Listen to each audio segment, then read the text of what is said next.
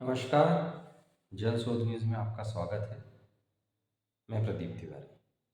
मध्य प्रदेश में इन दिनों अपराधियों के हौसले बुलंद हैं।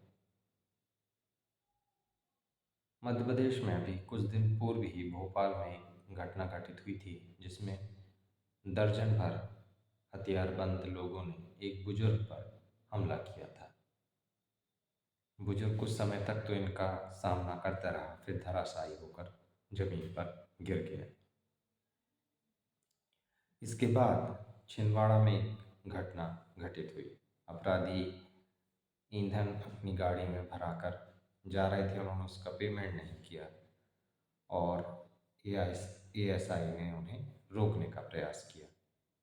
अपराधियों ने उस एएसआई को अपनी गाड़ी से कुचल दिया और भाग निकले। अभी इसके कुछ दिन बीते ही थे कि एक ताज़ा तरीन घटना सिवनी में घटित हो गई। सिवनी जिले की थाना डूंडाशीनी की पुलिस चोरों की तफ्तीश और पत्तासाजी में उन्हें पकड़ने का एक अभियान चला रही थी। डूंडाशीनी क्षेत्र के थाने क्षेत्र के एरिया में बहुत ज़्यादा चोरियां हो रही थी, जिस पर पुलिस यह कार्रवाई कर रही थी। कहा जाता है कि इसके लिए साइबर क्राइम की भी मदद ली जा रही थी। साइबर सेल के 2 कांस्टेबल भी इस पूरे मिशन में जुड़े हुए थे। साइबर सेल से मिली जानकारी के आधार पर पुलिस ने गोंदिया से लगातार मॉनिटर कर रही थी और उनका पीछा कर रही थी। जब ये सिवनी जिले में सक्रिय नजर आए, तब साइबर सेल की मदद से डूंडाशीनी थाने की पुलिस ने इन पर दबिश दी, मगर इस दौरान उन्होंने 3 आरोपियों को तो पकड़ लिया। चौथे आरोपी को पकड़ने की फिराक में, जिसका नाम सद्दाम था, जो शायद भिंड का रहने वाला था, उसको पकड़ने की जब वो गए तो इस अपराधी ने पुलिस पर फायर कर दिया। गोली कांस्टेबल राकेश ठाकुर को लगी।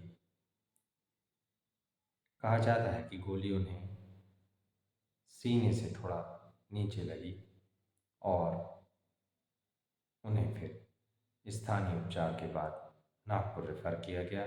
नागपुर में इलाज के दौरान उनकी मृत्यु हो गई। हालांकि इस घटना के बाद में मुख्यमंत्री शिवराज सिंह चौहान मोहन यादव ने उन्हें शहीद का दर्जा दिया और उनके परिवार को 1 करोड़ की सहायता का भी घोषणा उन्होंने की।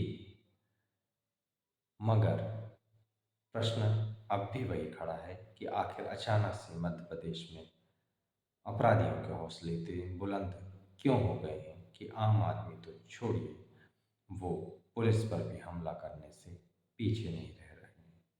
जब पुलिस ही इस स्थिति में है तो आम आदमी को कौन बचाएगा?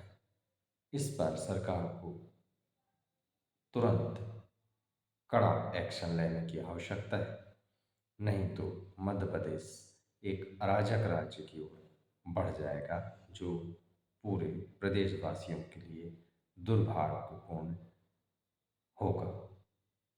इसे सरकार को तुरंत गंभीरता से लेना चाहिए और इसमें उस उच्च स्तरीय बैठक कर सभी पुलिस ऑफिसर्स के बड़े अधिकारियों को निर्देशित करना चाहिए कि इस तरह की घटना को कठोरता से मध्य प्रदेश में रोका जाए, जिससे लॉ एंड ऑर्डर की स्थिति मध्य प्रदेश में ठीक हो सके। अगर ऐसा नहीं हुआ तो हम बहुत जल्दी एक ऐसे राज्य में तब्दील हो जाएंगे और हमारे राज्य की तुलना भी बिहार और यूपी के राज्यों से की जाने लगेगी। ना हो इस तरीके की कोई दिशा तो बेहतर होगा। और हम वक्त रहते ही इसे अगर सुधार ले जाते हैं तो प्रदेश के लिए बेहतर होगा। आप देखते रहिए जनसुख। नमस्कार। लाइक और सब्सक्राइब करना ना भूलिए।